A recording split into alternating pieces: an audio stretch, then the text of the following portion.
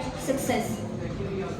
We have a well-known and experienced professional, Sir Irtaza Zaidi, to guide us in this regard. He is the founder and CEO of construction and marketing agency Ever Rocks.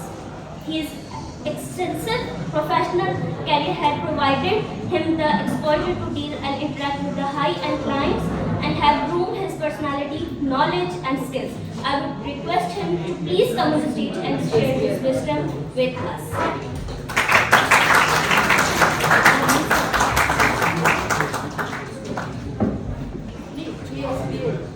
Thank you so much. सबसे पहले आप सब लोगों ने अपने teachers के लिए clap करना है, लेकिन बाहर क्लासेस डिस्टर्ब नहीं होनी चाहिए। द रीजन बिहाइंड, जितनी नमल एफर्ट करता है अपने स्टूडेंट्स को ग्रूम करने की, कोई यूनिवर्सिटी नहीं करती। I am giving you the guarantee. The reason behind is that के नमल के साथ मेरी एफिलिएशन बहुत ज्यादा है। मेरा बीबीए नमल से है 2014 में। सॉरी, मेरी हाइट ज़्यादा है तो मुझे माइक थोड़ा सा यूँ करना पड़ा। तो मेरी नमल से बीबीए की डिग्री है और सर ने एक बहुत बड़ा चैलेंज दे दिया। आज वो उस्ताद बैठे हुए जिन्होंने हमें पढ़ाया, तो उनके सामने बोलना जो है वो बहुत मुश्किल काम है मेरे लिए।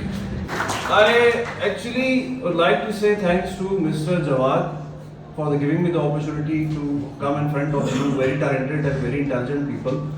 और जब इतने माशाल्लाह इंटेलिजेंट पीपल बैठे हों, लोग बैठे हों, तो वहाँ पे एक नालायक बंदे का बोलना बड़ा मुश्किल हो जाता है, राइट? सो बात करते हैं हम एटिकेट्स और पर्सनल ग्रूमिंग के ऊपर। सबसे पहले तो इनफैक्ट मैडम को सुनने का बहुत मज़ा आया, क्योंकि मैं अगेन इस स्टेज के ऊपर हूँ कि मैं भी चीज़ों को सीख रहा हूँ और बहुत सारी बातें सीखने को मिली। लेकिन गिला आपसे ये है कि आपने बहुत सारी बातें वो कर दी जो मैं करना चाहता हूँ। Any how, welcome to the Treasury of Information by Namal Management Sciences. Please. Okay. Personal grooming and etiquettes की हम बात करेंगे, right? मेरी एक बात यहाँ से थोड़ी सी याद रखना, पर्सनल ग्रूमिंग का एक बड़ा डायरेक्टली इफेक्ट है आपके माइंड के साथ। पॉइंट इज दैट कि personal grooming is very important, लेकिन आपने अपने माइंड को साथ लेके चलना है। और मेरी एक बात याद रखिएगा, आप सारे यहाँ पे स्टूडेंट बैठे हुए हो, सुबह उठ के जब तुम खुद तैयार होगे ना शीशे के सामने, मैं तुम्हें गारंटी देता हूं तुम्हारे सोचने के प्रोस्पेक्ट चेंज हो जाए। You feel confident, you feel creative, तुम क्रिएटिव हो गए। तुम कभी ये करके देखना, राइट?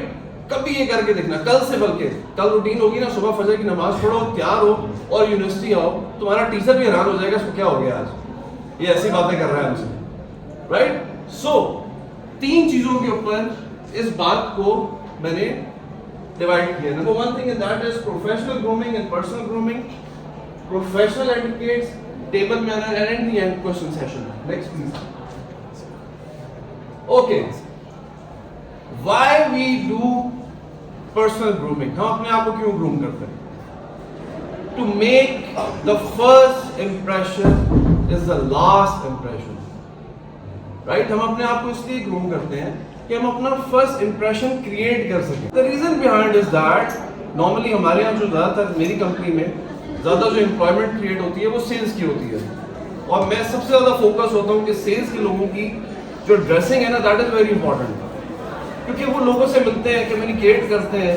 तो आप जब खुद एक ग्रूम नहीं है तो आप किसी को क्या पिच करेंगे, अगला आपकी क्या बात सुनेगा, right? So the point is that you have to create your first impression, that is very very important। यहां तक मेरी बात क्लियर? आगे चलें?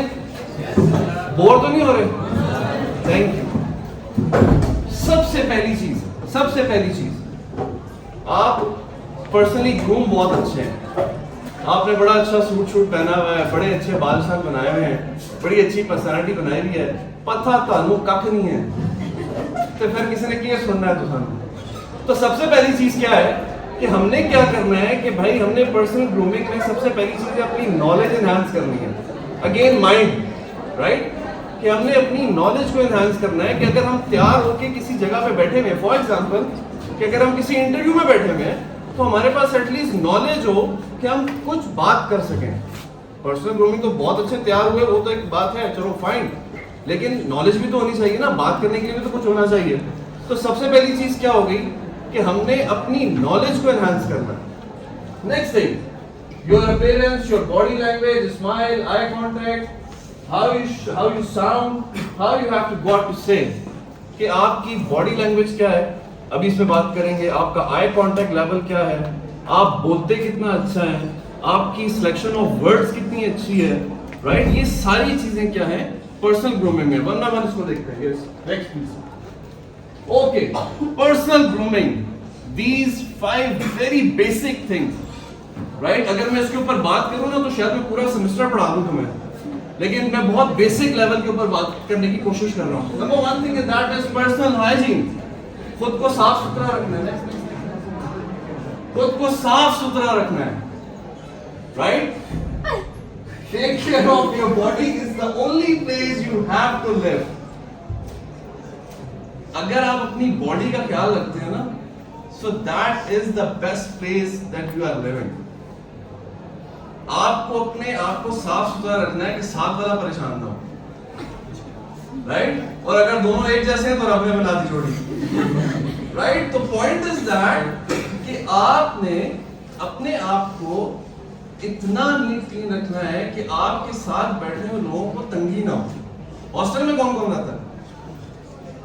You are the legends, right? You are the legends and you can actually understand very deeply what exactly I am saying right now, right? So point is that कि आपने अपने आप को साफ सुथरा रखना है, कपड़े अच्छे पहनने हैं, साफ सुथरे कपड़े पहनने हैं, राइट? खुदा का वास्ता है रात वाले कपड़े सुबह पहन के ना आ जाना यूनिवर्सिटी, और रात को जिस हालत में सोए हो उस हालत में भी सुबह यूनिवर्सिटी ना आ जाना, right? Next, dental care, very very important. कितने लोग दिन में 2 दफा ब्रश करते हैं? Oh very nice, good. Point is that कि dental care is very important, right? बहुत सारी चीजें डेंटल केयर की वजह से ना खराब हो जाती हैं, राइट? और इसमें कुछ चीजें, कुछ टिप्स हैं जो मैं देता हूँ। सबसे पहली चीज ये है कि आप डेंटल फ्लॉस, एक ट्रीटमेंट होता है, वो आप ले लो। उसका बेसिकली जो फंक्शन है वो ये है कि जो आपके the gap between your teeth is should be clean, right? तो वो आपके जो ये गैप्स हैं इनको क्लीन करता है, क्योंकि जब आप खाना खाते हैं और उसके बाद जब आप ब्रश वगैरह नहीं करते तो फिर वो क्या होता है कि आपके जो ये गैप्स हैं इनके अंदर वो चीज रह जाती है और उसके बाद वो बैड स्मेल देती है और आपकी जो ब्रेथ है उसके अंदर स्मेल देती है, तो फिर बहुत ज्यादा डिस्टर्बेंस होती है। सो it should B clean. Dental care is the very important thing. एक और टिप है, जो आपका टूथब्रश है अल्लाह का वास्ता है 2 महीने बाद चेंज कर देना, उसको रेगमार की तरह लगे ना लगे, right? So it should be change within after 2 months, 2 to 3 months it should be change. The reason behind कि जब आप उसको 2 से 3 महीने लगातार यूज करते रहते हैं तो वो उसकी जो एक स्ट्रेंथ है वो खत्म हो चुकी होती है, तो फिर अगेन आपकी डेंटल केयर के लिए जो है वो मसला है। एक चीज बड़ी इंपॉर्टेंट है इसमें, डू नॉट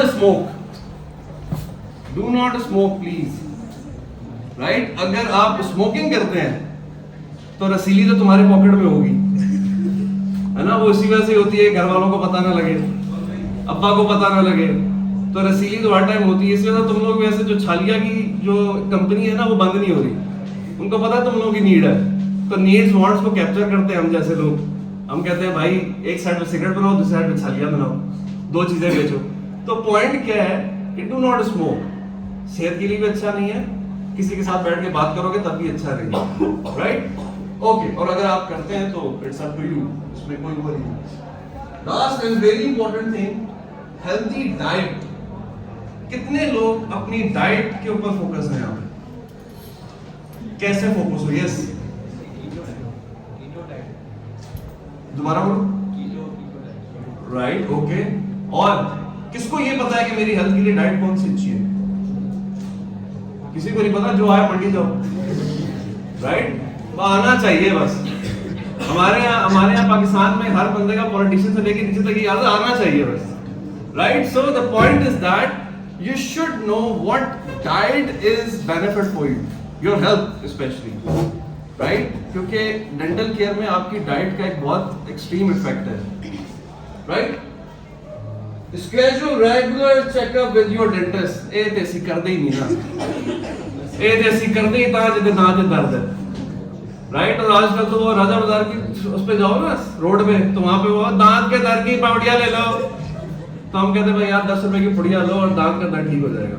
हम तो ये रेगुलर चेकअप वाला तो हमारे अंदर मतलब कोई सिनेरियो नहीं है। उसकी वजह ये है, उसकी वजह ये है कि हम अपनी रेगुलर एक्टिविटी में, जिस तरह मैडम ने कहा था कि हम अपनी रेगुलर एक्टिविटी में इतने इंडल्ज हैं कि हमारे पास खुद के लिए टाइम ही नहीं है। हमारे पास सिर्फ खुद के लिए टाइम है सोशल मीडिया, बस। हम 3-4 घंटे उसके ऊपर ज़ाया कर देंगे, लेकिन वो 3-4 घंटे हम अपने ऊपर लगाने को तैयार नहीं है।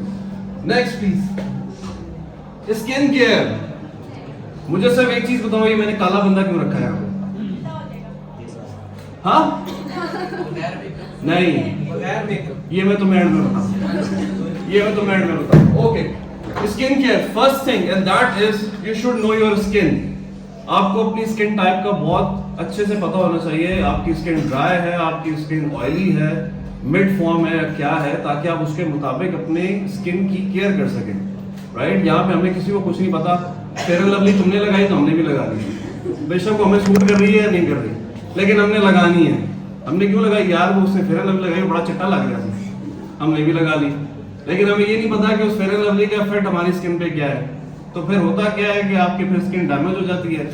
और जब भी जिंदगी में एक बात याद रखना, जब भी आपकी बॉडी में, जो आपकी एक्सटर्नल बॉडी है ना, जो एक्सटर्नल फीचर्स हैं, उसमें जब भी तुम्हें कोई कमी महसूस हो गई ना जिंदगी में, खुदा ना खास्ता, तो तुम अपने कॉन्फिडेंस को लूज कर जाओगे पब्लिक में। पॉइंट क्या है, you should be look like natural. अब इतने भी नेचुरल नहीं कि काला बंदा देख लो, right. So no dark makeup. इस बंदे के ऊपर मैं चूना भी कर दूं तो सफेद नहीं होगा, right. So the point, no dark makeup, you should be look like natural. In the end maintain your breath. अगर आप क्लीन शेव हैं तो आपने अपने आप को मेंटेन करना है, और अगर आपने दाढ़ी रखी हुई है तो आपने उसको भी मेंटेन करना है। वो उजड़ी भी ना हो कि लगे बंदा बिल्कुल ही कोई मजार से उठ के आया हुआ है, right. So skin care is very important. Next, hair. ये हो तब भी टेंशन, ये ना हो तब भी टेंशन। गंजों की रेपुटेशन वैसी अच्छी नहीं है, राइट। ऑब्वियसली जब आपके पास बड़े अच्छे हो और आपने बड़े अच्छे कोट शर्ट पहने हो और सर पे बाल ना हो तो आप नहीं अच्छे लगते, right. So the point is that you should take care about your hair. और ये बहुत डिप्रेशन देते हैं आपको, बाय द वे। ओहो मेरे तो बाल गिर गए, ओहो मैं तो गंजा हो जाऊंगा, सबसे बड़ी रिश्ता नहीं है, राइट। सबसे बड़ी परेशानी लड़की वाले के गंजा बनना, right. So that is very important. अगर आप एक फुल पैकेज चाहते हैं ना अपनी पर्सनालिटी में, तो that is very important. You should take care about your hairs. एक बात, एक चीज, जिम कितने लोग जाते हैं? मेरी एक बात याद रखना, जब एक्सरसाइज करके आते हो ना तो सर धोना बहुत जरूरी है, राइट। तुमने कैप पहनी हुई है, मैं समझ गया हूँ, राइट। सो जब भी एक्सरसाइज करें आपने अपने सर को लाजमी धोना है, बिकॉज द रीजन बिहाइंड, जब आप एक्सरसाइज करते हैं तो आपकी बॉडी में पसीना होता है, और जब वो पसीना सर पे जाता है तो वो डैंड्रफ क्रिएट करता है। तो डैंड्रफ होता है, वो एक आजकल इश्तिहार आ रहा है तुम्हारे कंधों पे, वो 7 दिन देखता है, तो it look very bad, embarrassment होती है आपको। Next thing and that is, खुदा का वास्ता है, अपना जो कंघा है ना, अपना जो ब्रश है, वो रेगमार की तरह का ना ले लेना, राइट। कि लगे हुए उसको तड़ खींच के, फिर जैसे उसको देखते हैं सारे बाल उसके अंदर, फिर ओह बाल गिर गए। ओ भाई, जब एक चीज को खींच के खींचोगे तो वो तो उतरेगी ना, right. On the other hand, एक और टिप दे रहा हूं, जब आप शावर लें, शावर लेने के बाद आपने बालों को रगड़ना नहीं है अपने टॉवल से, वो भी हेयर फॉल का कॉज बनते हैं, राइट। सो ड्रायर है तो इट्स गुड, आप ड्रायर यूज कर लें। अगर वो नहीं है तो जस्ट आप अपने सर के ऊपर टॉवल जो है वो बांधें और थोड़ी देर के लिए छोड़ दें, राइट। अब यहाँ पे एक बात और है, what is urgent and what is important. अब अगर तुम अर्जेंट में हो, अर्जेंसी में हो, तो फिर तो तुम टॉवल बांध के बैठ नहीं सकते, और अगर तुम्हारे लिए कोई चीज इंपॉर्टेंट है तो तुम उसको प्लान कर सकते हो। थोड़ी सी बात कर लेता हूँ उसके ऊपर, एक टॉपिक बीच में आ गया तो तुम्हारे लिए जिंदगी में काम आएगा। जिंदगी में ना एक फॉर्मूला मेरा याद रखना, in your life what is important and what is urgent. अब व्हाट इज अर्जेंट क्या है? अर्जेंट किसको कहते हैं? जरूरी, जरूरी, जल्दी, फौरन, तो मतलब अगले 10 मिनट में काम करना है, दैट इज अर्जेंसी। जो बंदा इस अर्जेंट के ऊपर रहेगा ना, वो बंदा सारी जिंदगी टेंशन नहीं मिलेगा तुम्हें। एंड व्हाट इज इंपॉर्टेंट कि you are planning yourself for the next 10 minutes, right? ये फॉर्मूला अपनी जिंदगी में तुम डेली रूटीन में यूज करो या अपनी फ्यूचर प्लानिंग में यूज करो, तुम्हें ये फायदा देगा। What is urgent and what is important. और जब तुम्हें ये लग गया ना कि यार these things are important and I should plan about it, तुम कामयाब आदमी हो। लेकिन अगर तुम्हें ये लगा ओहो होने ही जाने हैं, तो फिर तुम गए, तो तुम सारी जिंदगी टेंशन में हो। तुम्हारा दिमाग काम ही उसी टाइम करेगा जब तुम्हारे सर के ऊपर कुछ आएगी। तुम्हारा दिमाग काम ही नहीं करेगा कि तुम अपने आप को प्लान करो, राइट? यहां तक हम क्लियर? Next, nail care. एक बहुत मजेदार किस्म का वाकया सुनाता हूं इस नेल केयर से। मैं एक मीटिंग में बैठा हुआ था अपने एम्प्लॉयज के साथ, and she is the architect in my company right now. उसके को 2 फुट बड़े नाखून, और उस नाखून के अंदर अल्लाह ही माफी। एंड जब वो मुझे पिन कर रही थी कि सर ये इस तरह यहां से हमने ये किया है, मैंने कहा तुम्हें काम ये करो सबसे पहले। मैंने कहा उसको कुछ नहीं, मैंने कहा सबसे पहले काम करो, मुझे 10 मिनट दे दो, मैं 10 मिनट के बाद तुम्हें बुलाता हूं। That actually embarrassed not for her, it's for me, क्योंकि मुझे उस टाइम समझ नहीं आ रही थी कि मैं इसके नाखून देखूं या मैं मैप देखूं, राइट? सो जब आप यूनिवर्सिटी में हो, कॉर्पोरेट में हो, किसी भी जगह पर, जब आपको कोई चीज पिन करनी पड़ जाए ना, खुदा ना खास्ता ऐसे, और अगला बंदा देख ही वहां रहा हो, तो आपके लिए बड़ी एम्बैरेसमेंट है, right? Should your nail should be neat and clean if you are female. और मेरा ख्याल है जो मेल है उनका तो रखने का कोई बड़े नाखून मकसद नहीं बनता। बहुत सारे लोग मैंने ऐसे भी देखे हैं, सारे कांटे में एक बड़ा रखा है, भाई ये क्यों रखा हुआ है? सर वो प्रोटेक्टर उतारना होता है, right? Majority in Singapore plaza आप चले जाएं, आप प्रोटेक्टर लगवाने जाएं, जो बंदा प्रोटेक्टर लगा रहा है मोबाइल के, उसके सारे नाखून कटे होंगे, एक बड़ा है, वो अपने नेल्स को एज ए किट नहीं यूज कर रहे हो। अल्लाह के बंदो, बहुत सारी चीजें और हैं प्रोटेक्टर उतारने के लिए, नाखून ही यूज करना, right? So it should B clean and it should be maintained if you are female, right? Okay, next. Okay, अब हम आ जाते हैं प्रोफेशनल एटिकेट्स के ऊपर। प्रोफेशनल एटिकेट्स, इसको थोड़ा सा इस तरह करेंगे कि हम पर्सनल और प्रोफेशनल दोनों एटिकेट्स को जो है वो टच कर लें। Professional etiquettes depends on 3 things, A, B, C: appearance, behavior and communication. Now what is appearance? Appearance क्या है? How you look like, very good, very nice यार, मैं समझा पा रहा हूँ तुम लोग, thank you. Okay, point is that appearance means कि हमने जितनी पिछली चीजें पढ़ी बड़ी अच्छी, वो सारी चीजें आपकी appearance को enhance करती हैं, right? आप अच्छा दिखते हैं, आप अच्छा पहनते हैं, आप अच्छा चलते हैं, आप अच्छा बोलते हैं, these are things actually etiquette, right? ये etiquettes के अंदर आती हैं। तो पहली चीज तो हो गई appearance। next,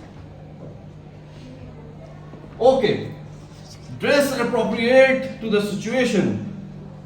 आपने अपनी ड्रेसिंग करनी है according to the situation. Situation 2 होंगी, या तो इनफॉर्मल होगी या फॉर्मल होगी, राइट? तो अगर अगर हमारे पास फॉर्मल ड्रेसिंग है, तो फॉर्मल ड्रेसिंग हमारे पास कहाँ होती है? या तो obviously I am giving you the suggestion कि आप यूनिवर्सिटी में भी फॉर्मल ड्रेसिंग करके आया करें। That is my high suggestion. हमें भी टीचर्स कहते थे उस टाइम पे, हमने उस चीज़ को उतना कभी बॉदर नहीं किया, लेकिन अब इस हुलिये के बगैर हमारा दिल ही नहीं करता कुछ और पहनने का। तो जब आप इस स्टेज से यूज्ड टू होंगे ना, तो आपके लिए बहुत आसानी हो जाएगी इन चीज़ों को कैरी करना।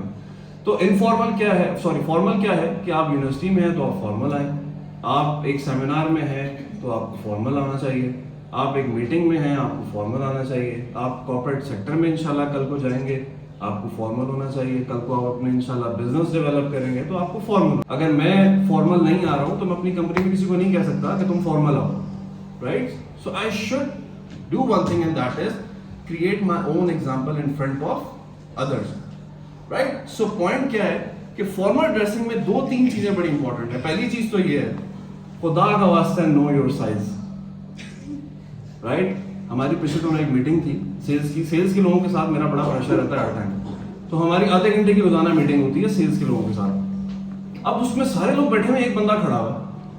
मैं उसको कह रहा हूँ यार बैठ जाओ. नहीं सर मैं खड़ा ही ठीक हूँ.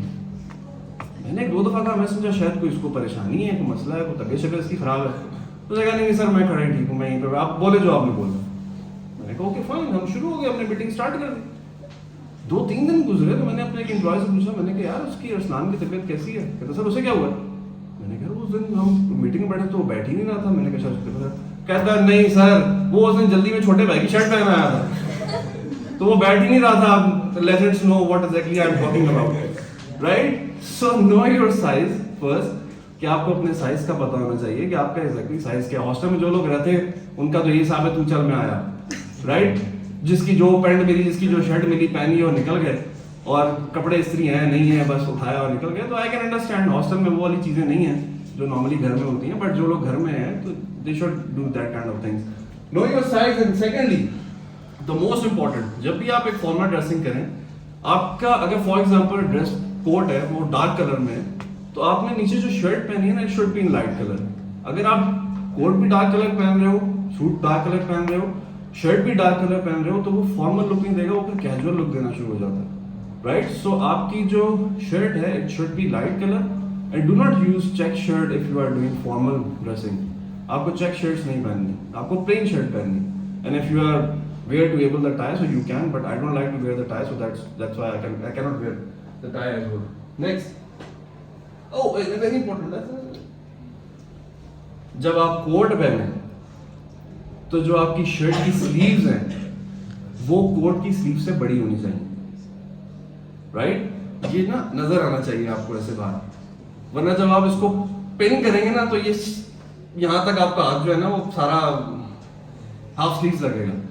सो दैट इज वेरी इंपॉर्टेंट. जब भी आप ड्रेस कोड पहने, आपकी शर्ट की स्लीव्स आपकी कोट की स्लीव से बड़ी होनी चाहिए, राइट? क्लियर है यहाँ तक? Next, in formal dressing you can wear anything. You can wear the t-shirt, you can wear the jeans, right? Or it should be iron as well, but color combination is very important. लाल पीली नीली jeans नहीं पहननी, right? एक time था जिसमें fashion चला रहा था ग्रीन कलर की बॉटल, ग्रीन कलर की पैंट का, राइट? तो अनफॉर्चुनेटली उस टाइम मैं भी बैचलर में था, मैं एक दिन पहन के आ गया, जो मेरी किट लगी नमल में ही, कि उसके बाद मैंने वो पैंट ही जला दी. मैं गाड़ी साफ करता हूँ उससे आजकल, right? Okay, so do not wear the odd kind of colors, right?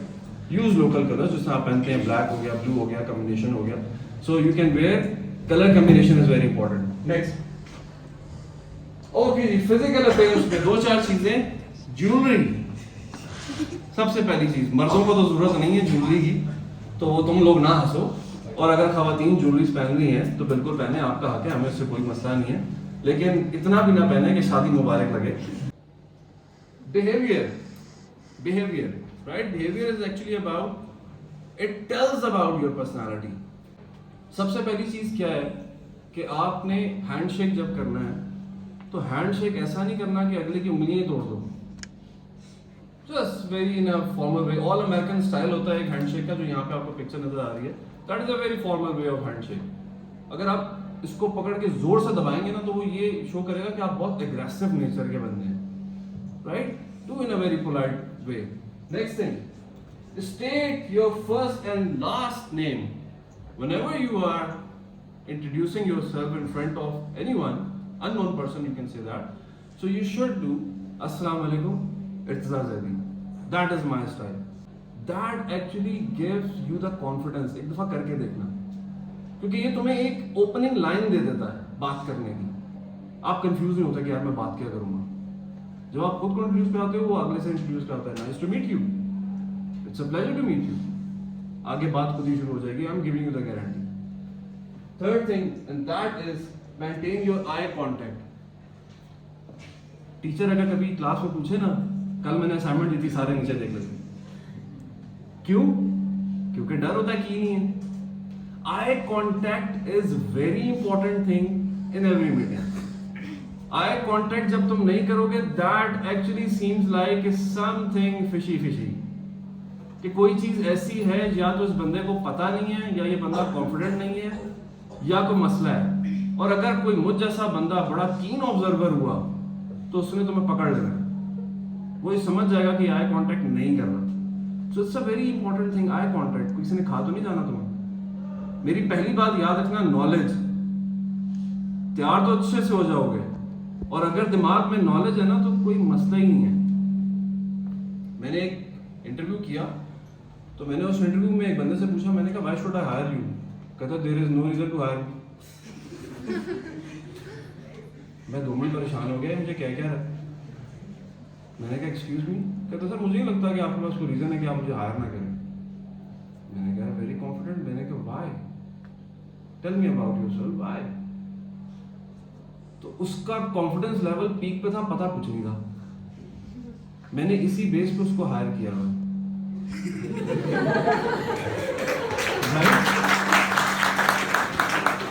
मैंने इसी बेस पे उसको हायर किया हुआ है, और जहां मेरा कोई क्लाइंट फंस जाता है मैं उसको भेज देता हूँ। He is the very very amazing story making kind of person.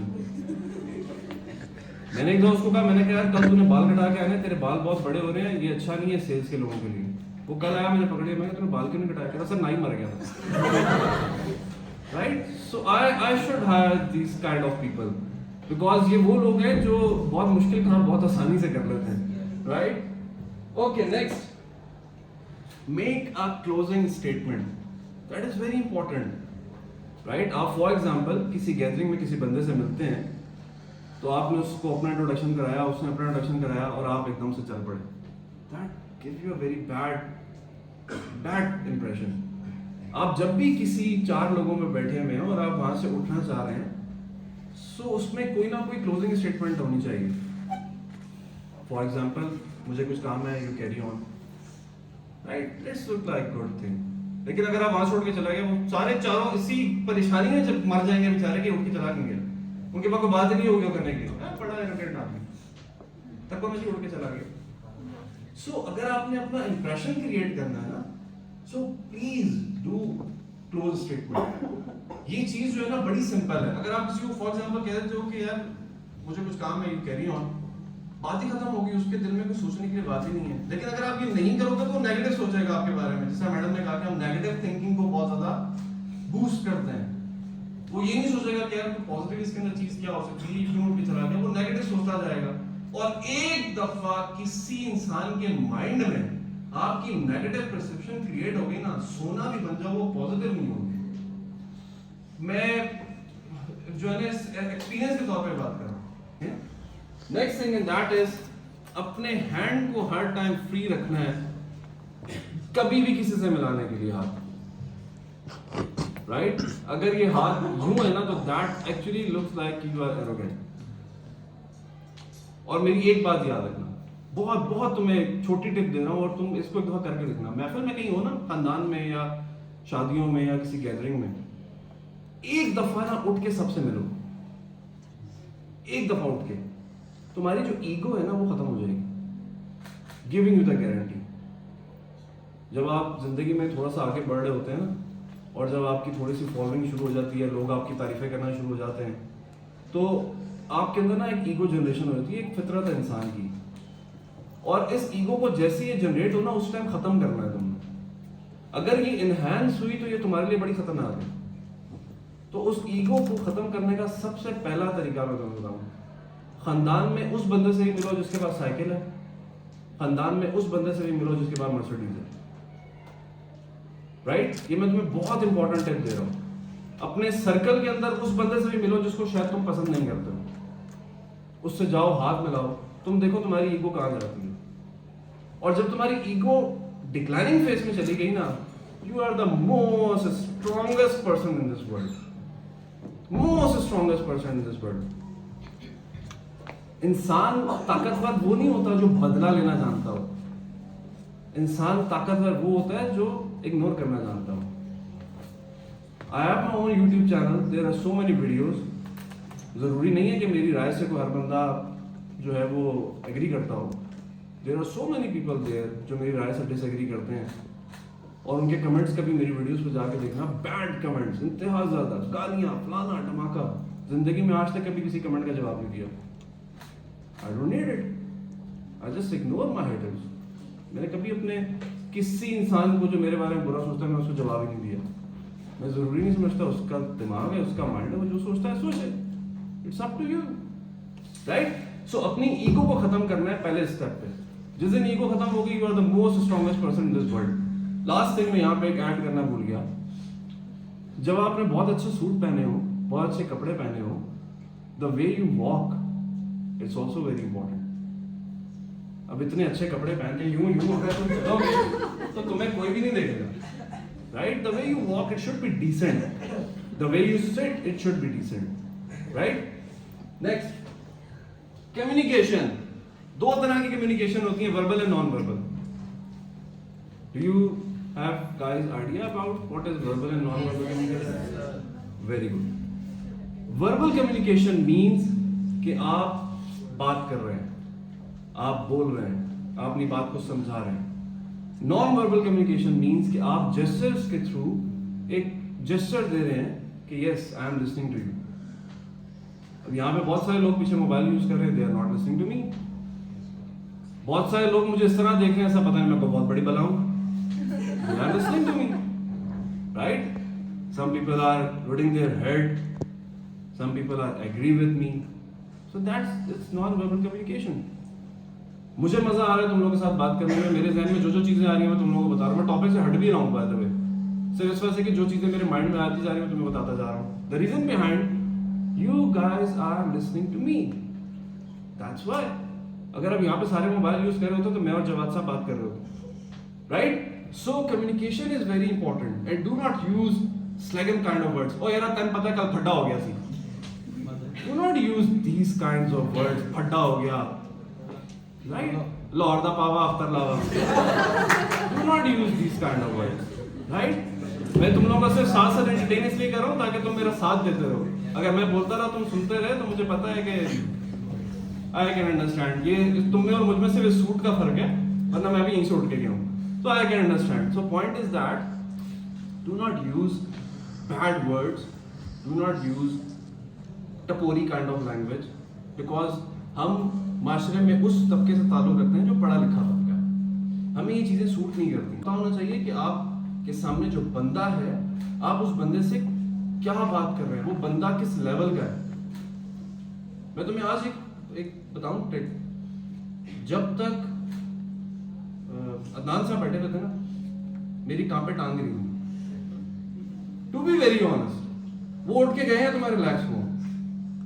The reason behind he was my teacher, और मैं जब उनके सामने बोल रहा था तो मुझे लग रहा था कि यार ये तो पकड़ लेंगे मुझे भी कहीं ना कहीं से, राइट?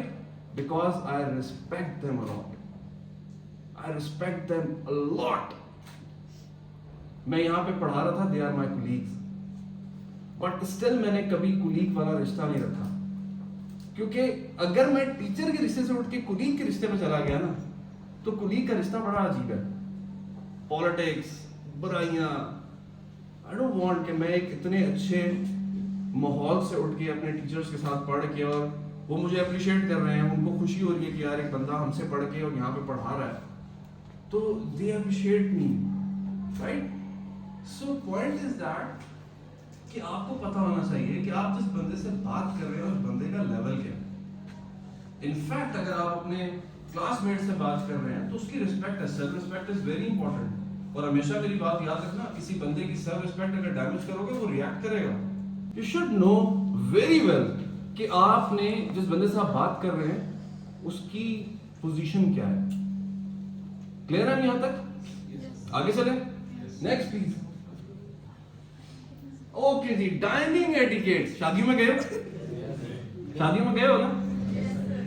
शादियों में तो गए हो गए, वहां पे तो मैं डाइनिंग एटिकेट देखने को मिलते हैं। वहां वही साहब लाहौर दा पावा अख्तर लावा। पॉइंट इज दैट ये बड़ी एक 5 ये जो पिक्चर्स मैंने बनाई है ना, इस बारे में पाकिस्तान में बहुत कम लोगों को पता है। लेकिन अगर मैं यहाँ से, तुम जितने भी 50-60 लोग बैठे हो, अगर यहाँ से बता दूंगा तो शायद मेरी कोई इंपोर्ट है। पॉइंट इज दैट कि dining etiquettes is very important. आपकी कोई दावत कर रहा है या आप किसी की दावत कर रहे हैं या आप किसी कॉर्पोरेट मीटिंग में जा रहे हैं जहाँ पे लंच का इंतजाम है या आप फॉर एग्जांपल किसी शादियों में जा रहे हैं, तो कुछ एटिकेट्स बड़े इंपॉर्टेंट है। और मेरी एक बात याद रखना प्लीज़, जिस बंदे ने अरेंजमेंट किया ना, ये सोच के जाना कि उसने बंदों को देख के अरेंजमेंट किया। खाना कम नहीं पड़ेगा। अगर आप 5-10 मिनट वेट कर लेंगे तो खाना कम नहीं पड़ना। हमारे यहाँ ना एक गांव की शादी हुई, तो मेरे फादर बहुत टच है जो हमारे गांव का इन्वॉल्वमेंट है, तो उनकी कोशिश होती है बच्चे जाना बड़ा लाजमी है, लोग जो है ना वो फिर बड़ा गिरा करेंगे। तो हम एक शादी में चले गए। वहां पे गांव की शादी में उन्होंने ऐसी अक्लमंदी की, वहां पे उन्होंने दमपुख बकरे रख दिए। उन बकरों के साथ जो हाल हुआ उनकी आज भी रूह कड़प ताप रही होगी। किसी ने टांगे पकड़ी बकरों की, किसी ने हाथ लगे हुए हैं। इतनी दूर से जब मैंने ये मंजर देखे तो मेरे अब्बा मुझे कहने लगे चल यार आप, मैं कहने जी तुसी जाओ, मेरी हिम्मत नहीं। मैं कहा किसी ने को प्लेट मेरे ऊपर उल्टा देनी उधर, तो मैं जो ये कपड़े पहने ना खराब हो जाने, मैं कहा जी आप जाएं, आप लें या आप बैठे थोड़ा सा सुकून करें, ये रश खत्म हो तो हम फिर कुछ करते हैं। तो पॉइंट इज दैट जब भी आप किसी महफिल में जाएं, अगर बाकियों में एटिकेट्स नहीं है तो एटलीस्ट आप पे होने चाहिए। उनको लेने दें, जैसे ही थोड़ा सा कुछ बुफे है या टेबल है फ्री होती है तो आप जाके ले लें। मैं गारंटी देता हूँ खाना कम नहीं पड़ेगा, गारंटी है इस बात की। Second thing in that is जब आप किसी होटल में जाते हैं, सो प्लीज़ जो आपका बिहेवियर वेटर्स के साथ है ना वो बहुत अच्छा होना चाहिए। राइट मैंने बहुत दफ़ा ऐसी एग्जांपल देखी कि वेटर्स को लोग जो है वो बातें सुना रहे होते हैं, do not do that. Right वो किस मजबूरी से ये काम कर रहा है आपको नहीं पता। राइट ये जो राइडर्स होते हैं ये किस मजबूरी से ये काम कर रहे हैं, इनकी कभी सैलरी पूछना तो तुम खून के आंसू रोगे। आई न्यू इट, मैं सारे बिजनेसेस में पढ़ चुका हूँ, मैंने बहुत सारी ड्यू डिलिजेंस की बिजनेसेस की। Do not do bad things for these kind of people please.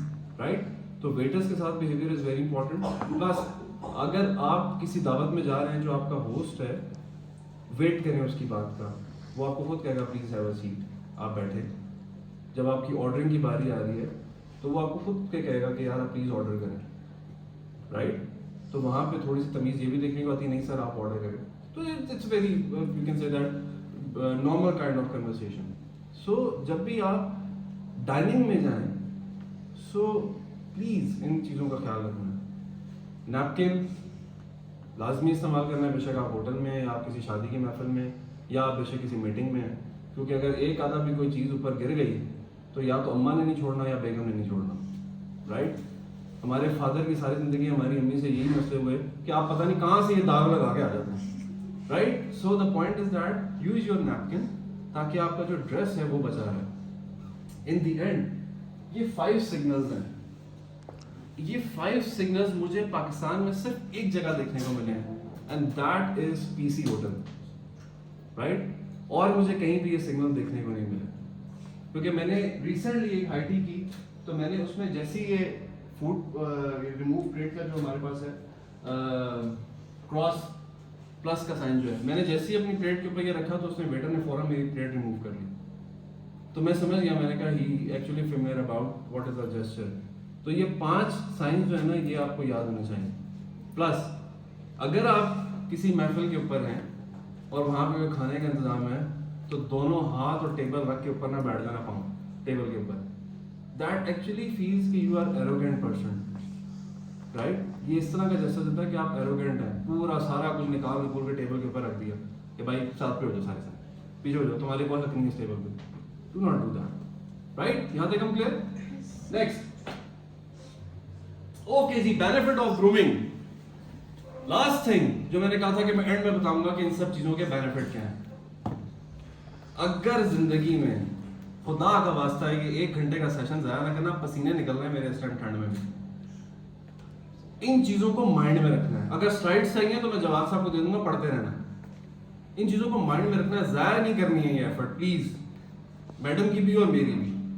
अगर स्लाइड्स चाहिए हमसे ले लेना, ताकि जब भी तुम कभी बोर हो तो तुम्हें ये लेक्चर याद आ जाए और तुम अपनी ग्रूमिंग के ऊपर काम कर सको। जाया नहीं करना प्लीज इन बातों को। अगर तुमने ये ग्रूमिंग कर ली ना और ये सारी चीजें तुम कर गए पहली चीज सबसे important that I have experience in my life and that is self confidence, right? इतना सेल्फ कॉन्फिडेंस आएगा तुम्हारे अंदर कि तुम अपने आप को, जैसे मैडम ने कहा था ना, सेल्फ अवेयर, कि आप अपने बारे में सोचना शुरू कर देते हैं। आपको इस चीज की अश्योरिटी होना शुरू होती है कि ये काम मैं बहुत आसानी से कर पाऊंगा। That actually gives you self confidence. जब तुम उठे ही बुरे हाल में हो सुबह, पता ही नहीं है दुनिया में करना क्या है, जो मिला पहना और निकल गए, जिसने जिस राह मुड़ा वहां निकल गए, तो फिर तुम्हारी जिंदगी फायदा नहीं है। ये जिंदगी उस तरह की है कि बहुत सारे ना माइग्रेंट्स बर्ड्स होते हैं। जब यहाँ पे ठंड होती है तो वो जो ठंड में नहीं रह सकते वो गर्म इलाकों में चले जाते हैं, माइग्रेट कर जाते हैं। जब वहाँ ठंड होती है तो वहाँ छोड़ के वो यहाँ आ जाते हैं। It seems like this, you are the migratory birds. तुम्हारी खुद की कोई सोच नहीं है, राइट? और ये करके देखना, कल से करके देखना कि तुमने क्या करना है। सुबह उठ के तैयार होना है, रात को प्लान करना है अपने आप को, सुबह उठ के तैयार होना है, उस प्लान को एग्जीक्यूट करना है। तुम देखो तुम्हारा सोचने का अंदाज ना बदल गया, मुझे पकड़ लेना, एड्रेस ले लेना सर से मेरा, right? Self confidence, self esteem, self respect. You feel your respect own self, right? Student life के ऊपर ना हम कहते थे यार हमारी कोई इज्जत ही नहीं है, पूछता ही नहीं यार हमें। और बहुत शुक्र है कि स्टूडेंट्स को अपने राइट्स का ही नहीं पता, हमारे लिए आसानी है, right? So the point is that आपका माइंड जो है ना वो काम करना शुरू होगा effectively and efficiently. BBA MBA से ही हो ना सारे, इफेक्टिव और एफिशिएंट तो पता होगा क्या होता है। जहां डेफिनेशन भूल जाओ वहां लगा दो इफेक्टिव एंड एफिशिएंट।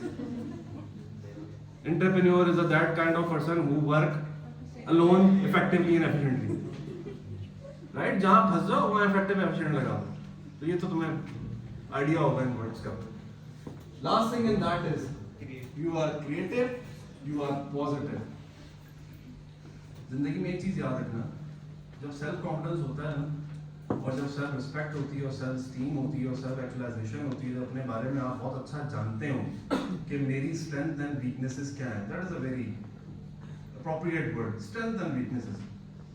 जब तुम्हें ये पता लग जाएगा ना मेरी स्ट्रेंथ क्या है, मेरी वीकनेसेस क्या है, तुम क्रिएटिव ऑटोमेटिकली हो जाते हो। और ये चीज आपको देती है पॉजिटिविटी। मैंने बात की थी ना कि मैंने कभी किसी बैड कमेंट का जवाब नहीं दिया। द रीजन बिहाइंड, मैं अपने आप से बहुत दूर रखना चाहता हूँ नेगेटिविटी को। यहां तक हम clear? Yes, sir. Next, okay, let me give you a bonus जो मैंने अभी इसमें स्लाइड में ऐड नहीं किया। हम पहले आए पर्सनल ग्रूमिंग के ऊपर, फिर हम आए एटिकेट्स के ऊपर, फिर हम आए डाइनिंग मैनर्स के ऊपर। एक चीज और बता के जा रहा हूं, वो याद रखना, प्लीज रोड मैनर्स। ये अभी रास्ते में फेस करता हुआ आ रहा हूं, गाड़ी लगते लगते बचेगी। Please road manners. जब आप गाड़ी चला रहे हैं, दो तीन बातों का ख्याल रखें। रास्ता देने वाले बने, रास्ता रोकने वाले ना बने। हम माशरे में उस तबके से ताल्लुक नहीं रखते जो रास्ते रोके लोग होंगे, हम रास्ते देने वाले लोग हैं। 2 मिनट लग जाएंगे यार अगर कोई साइड से निकल जाएगा, उसमें एटिकेट्स नहीं है, तुम तो रख लो, राइट? प्लीज। दूसरी चीज जो वेरी इंपॉर्टेंट, अगर रोड के ऊपर कोई हल्की सी गाड़ी टच हो जाती है तो खुदा का वास्ता उसके पूरे खानदान तक ना पहुंच जाना, राइट? आपका राइट है, अगर आपका कोई नुकसान हुआ आपका राइट है उसको क्लेम करना। लेकिन रोड के ऊपर लड़ने की जरूरत नहीं है, फायदा नहीं है रोड के ऊपर लड़ने का किसी से भी। और मेरी एक चीज और याद रखना, अगर तुमने जिंदगी में किसी का नुकसान नहीं किया ना, खुदा तुम्हारा कभी नुकसान नहीं कर सकता। ये मैं तुम्हें गारंटी दे रहा हूं। और अगर अगला बंदा मानने को तैयार नहीं है ना अपनी गलती, तो जरूरत नहीं है उससे बहस करने की। जस्ट डू वन थिंग, उससे कहना यार अल्लाह आपको खुद पूछ लेगा, मैं तो करा लूंगा, जहां मैं गाड़ी ले सकता हूं मैं ये भी करा लूंगा। लेकिन प्लीज रोड्स के ऊपर जो है ना, तमीज से चलने की जरूरत है हम लोगों को। हमने जिस टाइम अपनी आवाम को रोड के ऊपर तमीज से उठा लिया ना, चला लिया, कि सारे निजाम ठीक हो जाएंगे। एटिकेट शुरू ही यहीं से होते हैं, जो मुझे लगता है काम करते हैं आपके साथ। वो सिर्फ ये जज कर रहे होते हैं कि तुम्हारे अंदर पेशेंस कितने हैं। अगर तुम उस टाइम रिएक्ट कर गए ना तो यू आर रिजेक्टेड, तुम रिजेक्ट हो जाओगे।